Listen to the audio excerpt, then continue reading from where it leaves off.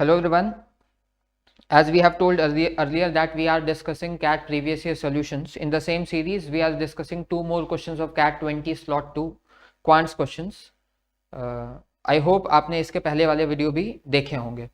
ठीक है. Let's discuss this very interesting question. And the question is, John takes twice as much time as Jack to finish a job. Jack and Jim together take 1/3 of the time to finish the job than John takes working alone.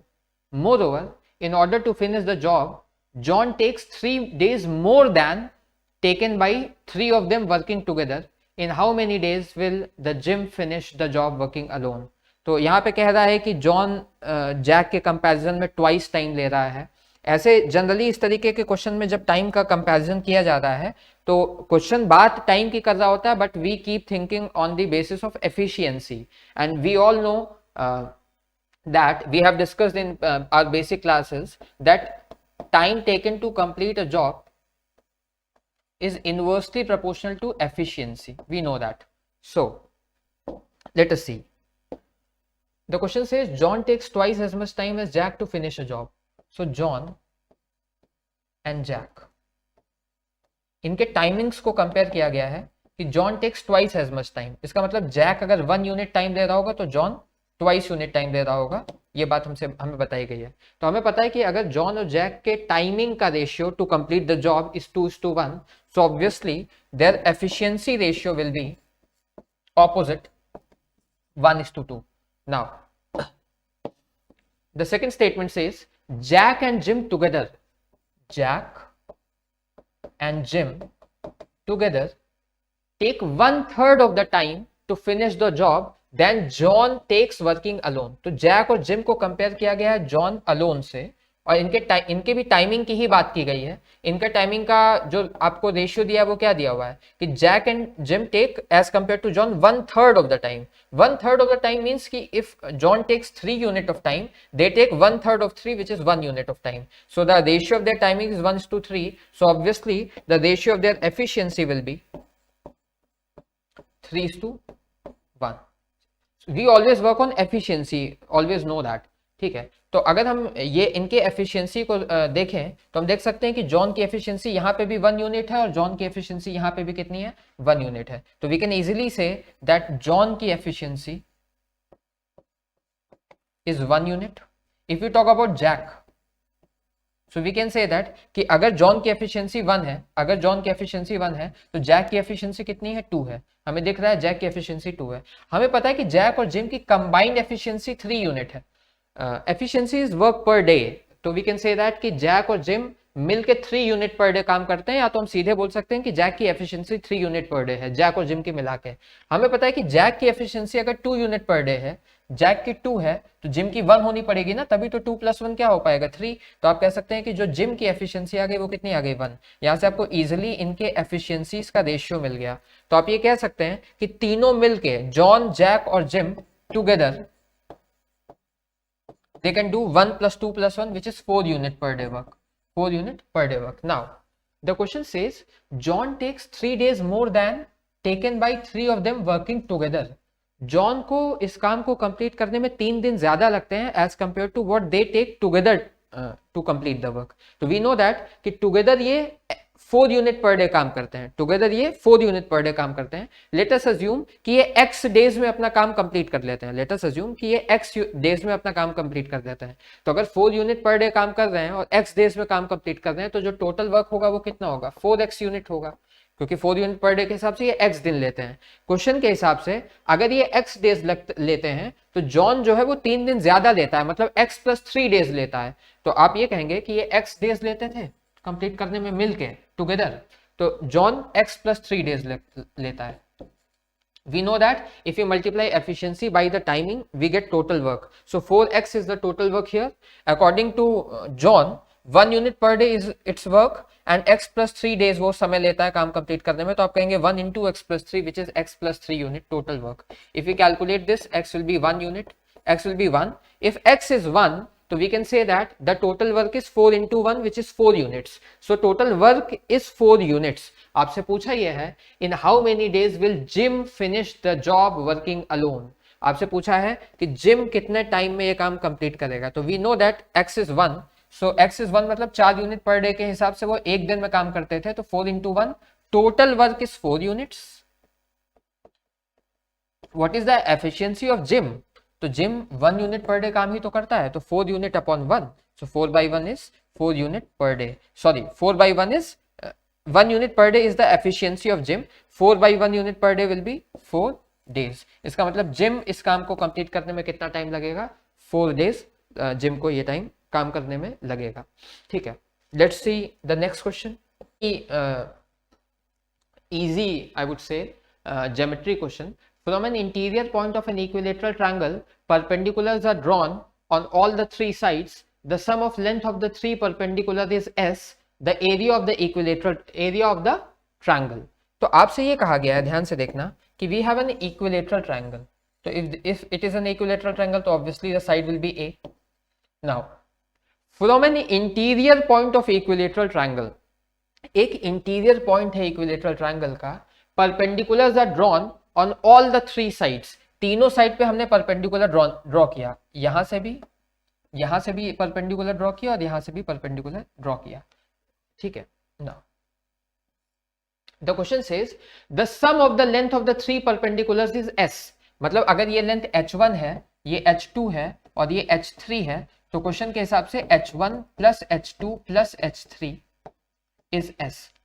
From an interior point we drop 3 perpendiculars, the length of the perpendicular is suppose h1 h2 and h3, according to the question इन तीनों का सम क्या है, s है।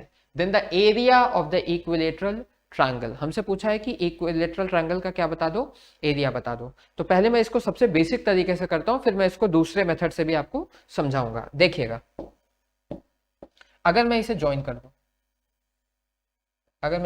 दूं, तो आपको दिख रहा होगा कि मैं ये नाम दे देता हूं A B C and this point is suppose O. तो there are 3 triangles A O B, B O C and the third triangle will be C O A. इन तीनों के एरियाज को अगर हम ऐड कर दें, that should be equal to the area of total equilateral triangle A B C. Now तो if you talk about the area of triangle A O C, this will be half area, half into base which is a into h1, half a h1। If you talk about the area of triangle B O C, this will be half a h3, half a h3। if you talk about this triangle AOC, this will be half a h2, and the sum of these 3 area should be equal to the total area, and we know that the total area of an equilateral triangle is √3/4 a square, √3/4 a square। if we take common half a हम तीनों से common ले लें, तो bracket में बचना चाहिए h1 plus h3 plus h2 which is obviously s, तो हम यहाँ पे s लिखते हैं, √3/4 a square. Now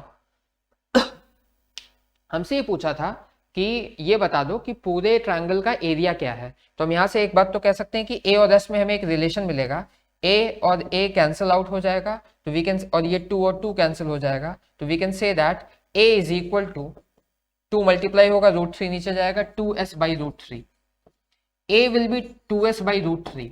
the question was find the area of the triangle, इस पूरे ट्रायंगल का एरिया बताओ। तो हमें फिर से पता है कि एरिया ऑफ ट्रायंगल होता है √3/4 a स्क्वायर। a साइड हमें a, बट सारे आंसर हमें s के टर्म्स में दिए हुए हैं, तो a को रिप्लेस करके 2s/√3 के बराबर कर दो, तो एक √3/4 2s/√3 का स्क्वायर, तो 2s/√3 का स्क्वायर हम करेंगे तो that will be 4s²/3, 4 and 4 will be cancelled, √3 will be cancelled, it will become √3, so the answer will be s²/√3 which is third option।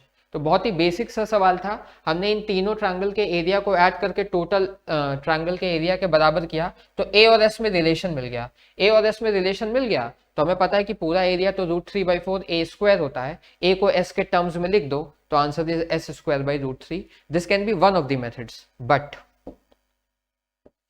अगर आपने थोड़ी भी प्रैक्टिस की हो, क्लास में जो क्वेश्चंस किए हैं उनमें थोड़ा भी आपने ऑब्जर्व करा है, आपसे ये कहा है कि we have an equilateral triangle ABC। तो एक बात हमने क्लास में भी आपको बताई है कि किसी भी इक्विलेटरल ट्रायंगल में आप किसी भी इंटरनल पॉइंट से, चाहे आप यहां से बना दो, चाहे आप यहां से बना दो, चाहे आप यहां से बना दो, अगर 3 परपेंडिकुलर ड्रॉप करेंगे ना तीनों साइड पे, तो उसकी लेंथ हमेशा क्या होती है, कांस्टेंट होती है। अब हमसे ये कहा था कि हमें एक इंटीरियर पॉइंट लेना है, तो वो इंटीरियर पॉइंट तो हम कोई भी ले सकते हैं ना। तो देखो वो इंटीरियर पॉइंट मैं क्या कंसिडर कर रहा हूं, मैं ये मान लूंगा एक इंटीरियर पॉइंट है ना, मैं वो पॉइंट ये मान लूंगा। अब इस पॉइंट से मैं तीनों साइड्स पे एक एक परपेंडिकुलर ड्रॉप करूंगा। ये पॉइंट इसी लाइन पे ही तो है, तो परपेंडिकुलर की डिस्टेंस ही जीरो हो जाएगी। ये पॉइंट इस लाइन पे है तो भी परपेंडिकुलर की डिस्टेंस जीरो हो जाएगी। बट एक ये वाला परपेंडिकुलर सिर्फ चलेगा, ये वाला। और आपको पता है कि ये तो इक्विलेटरल ट्रायंगल की हाइट है। हमें पता है कि जो हाइट ऑफ इक्विलेटरल ट्रायंगल होती है वो होती है √3a/2।